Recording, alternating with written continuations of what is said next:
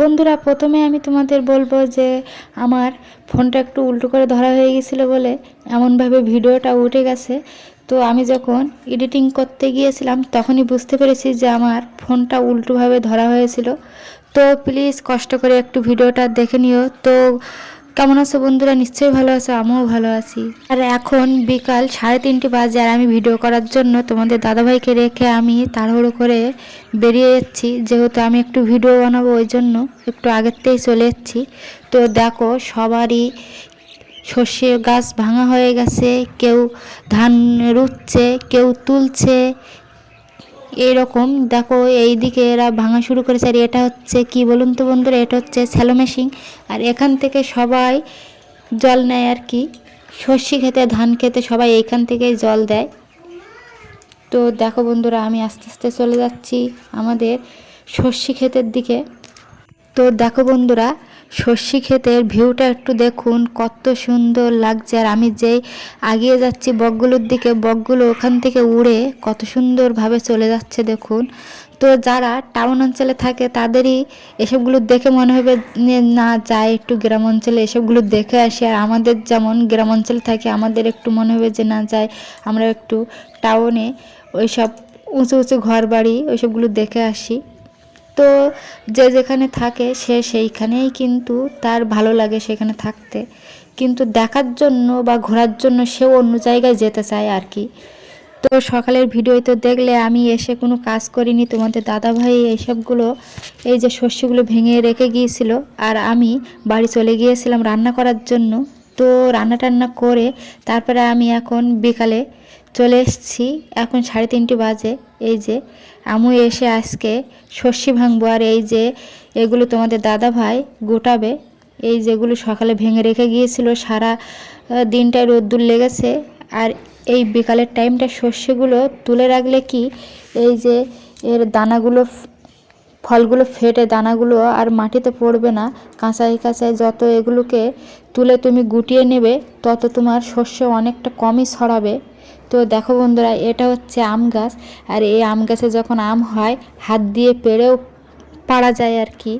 তো এটা হচ্ছে আমাদের লিচের সর্ষে ক্ষেত।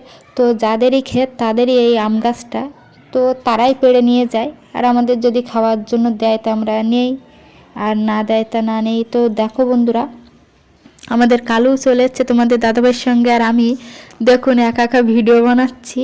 তো আমার কেউ ভিডিও ধরার লোক নেই, আমরা সবাই কাজে ব্যস্ত, তোমাদের দাদাভাইও কাজে ব্যস্ত, আমিও কাজে ব্যস্ত। আর আমার মেয়েরা তো পড়তে চলে গেছে বিকালে।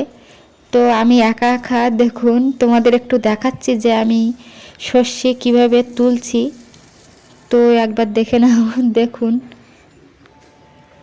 এই যে কতটা তোমাদের দেখাতে পাচ্ছি কিনা জানি না, তবুও চেষ্টা করছি তোমাদের একটু সর্ষে ভাঙাগুলো দেখানোর। তো দেখো তোমাদের দাদাভাই চলে এসছে, এসে ওই যে সর্ষেগুলো গুটিয়ে তুলে রাখছে। আর ওখানে পেপার পেতে দিয়েছে, দিয়ে তারপরে কাপড় দিয়ে তারপরে সর্ষে গাছগুলো তুলে নিয়ে যাচ্ছে। না হলে সর্ষের দানাগুলো সব ছড়িয়ে অর্ধেক খেতে পড়ে থাকবে আর অর্ধেক বাড়ি যাবে, ওই জন্য। তো এভাবেই তোমরা সর্ষে যখন তুলবে এভাবেই তোমরা তুলতে পারো।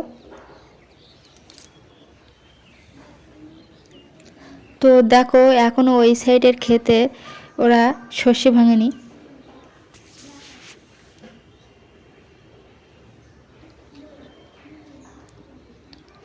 আর যেহেতু আমি একা একাই ভিডিও করছি আর কাজ করছি, ওই জন্য আমার কাজটা তোমাদের বেশি দেখাতে পাচ্ছি না। তো দেখো, সর্ষে গাছ তোলা কিন্তু খুব একটা কঠিন কাজ না, এগুলো খুব সহজ, শুধু হাত দিয়ে তুললেই উঠে আসছে। দেখুন কত সুন্দর। তো তোমাদের একটু দেখালাম।